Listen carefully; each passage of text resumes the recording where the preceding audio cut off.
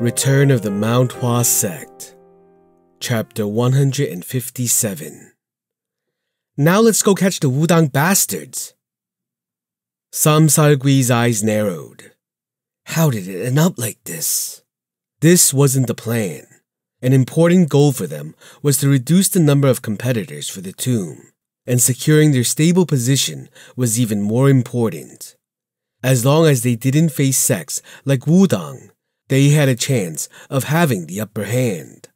Therefore, he had to somehow find someone to fight on his side, a temporary alliance. And in fact, he effortlessly managed to get people to fight with him. It was going perfectly, at least until these idiots showed up. Ah! You bastard! Deal with them properly! I'm dealing with them more than I can.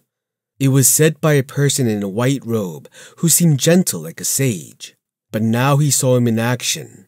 It seemed that having Baekchun as his opponent was a huge mistake on his part. And they constantly seemed to have somebody on their side cornering the giant. And there was also that temperamental young one who constantly stopped attacks directed at the disciples of Mount Hua. It was the same for the other disciples. In the meantime, he could see countless people on his side being taken down. This was why he hated going against people who acted like a proper group or sect, because they were different. And these guys' trust in each other was unlike any other sect he had ever seen. They screamed nothing but curses from their mouths, but their bodies moved to defend their companions. We cannot win. It was embarrassing for them to even admit, but the one called Cheongmyeong was a monster. Samsalgui himself couldn't kill Gokbu in under 50 moves, despite being on the same level as he was. This young man was doing something that even the elders of the forces of evil would have a hard time doing. A monster. That was all he could think of when he saw Cheongmyeong. Fight those who you can defeat, and avoid those you cannot. Having such a thought in this situation meant that he thought that Cheongmyeong belonged to the latter. Even if he died and came back to life a number of times, he knew that Cheongmyeong couldn't be defeated. Even at that moment, he could hear the screams of his allies as they fell. Once the balance was broken, it couldn't be restored, and injured people were of no help to them anyway. I have to run away. He thought that and slowly retreated. It wasn't like this was a closed place. If he wanted to retreat, all he would have to do was run to the space behind him. Had he known Mount Hua was at this level before, he would have left the others and escaped right away. Luckily, he was still in the back. Whatever I have to do, I need to run away before the others notice. Now there were 3 groups of people in the tomb. The Wudang sect, the people who pursued the Wudang sect members, and the people here. This place had them, Mount Hua and the Beggars Union. But that didn't matter. The most important thing was that he had to run from here and join the second group of people. If there wasn't much difference between the Wudang sect members and the pursuit team behind them, then maybe his presence could change the situation. So, the person hit by Cheongmyeong's sword fell, bleeding profusely. As if that was the signal, Samsalgui ran back with all his might. His body cut through the wind. Had he ever run this desperately in his life? He was someone who was confident in himself when it came to slaughtering people. But now, he was running away from them because it was clear that Mount Hua's disciples would come for him and defeat him if he stayed.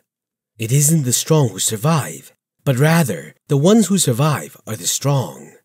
Samsalgui bit his lip. He had to run now, but he would stay ahead of them in the future. Their group might have been inferior to the people left here, but the people pursuing the Wudang members had to be of a higher level than the people left here. And if he could successfully convince them, it wouldn't be difficult to kill the Mount Hua disciples who would eventually catch up to them. He promised to himself that he would repay this disgrace twofold and put force in his legs. This bastard is acting so disgustingly. He felt a tremendous shock throughout his body. Ugh! He lost his balance and fell to the ground, unable to breathe. Thud, thud, thud. Since he was unable to control his speed when he fell, he hit the ground hard and then rolled. Ugh! He was trembling in pain as he shook his head. When he opened his eyes, he saw the face he least wanted to see. Chongmyung. That monstrous bastard was looking right at him. Bastard! No matter how temporary this alliance was, how can you run away when the people on your side are fighting for their lives, huh? Samsalgui's eyes trembled. No, Chongmyung was clearly fighting others, so how did he catch him? He slowly turned his head to check the situation. It was unreasonable to see all the people behind him as he had already entered the hallway of the path behind. But he saw the people who were fighting Chongmyung a moment ago on the ground. That... It could only mean that Chongmyung had knocked down all of the people who were fighting him and had chased after him. It was a situation he couldn't fully comprehend, so he just stared at Chongmyung. And Chongmyung opened his mouth. Yeah! Chongmyung tilted his head to both sides. Crack, crack.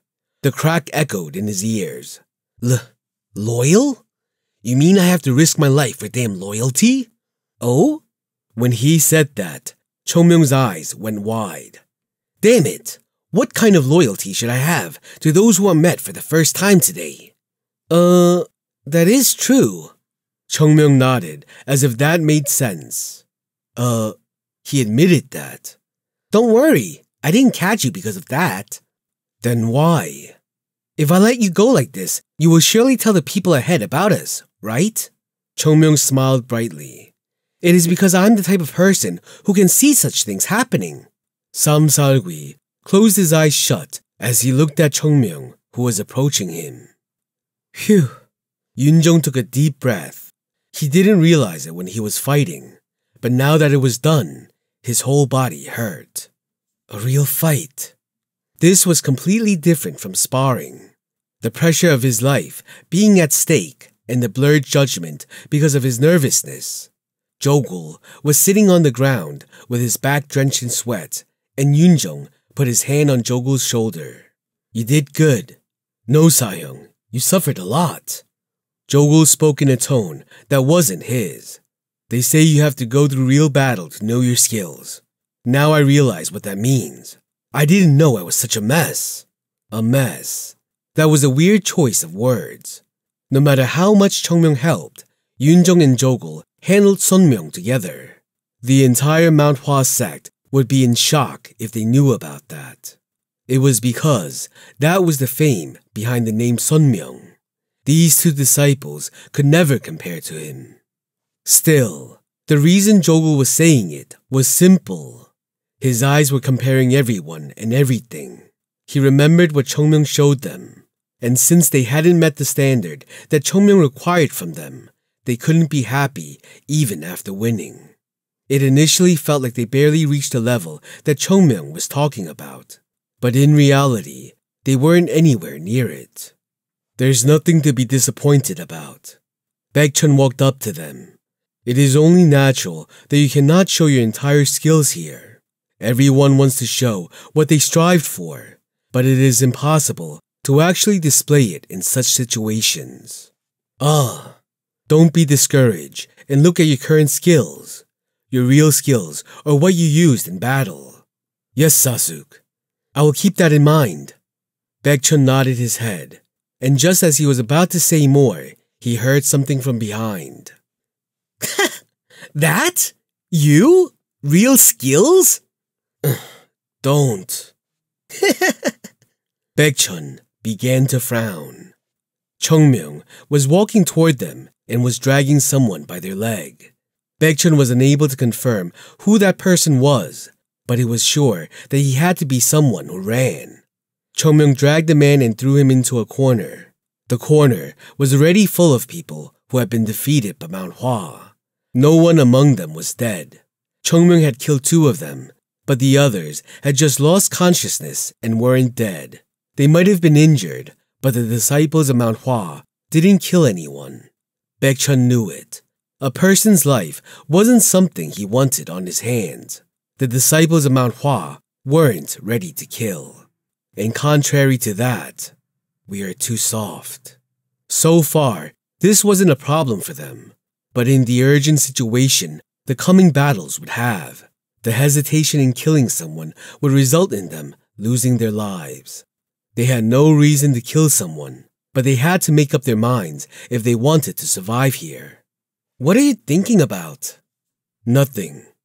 Baekchun sighed, looking at Chongmyung. I cannot keep up with him. The image of Chongmyung slashing the neck of Dera's sword without hesitation was firmly stuck in his eyes.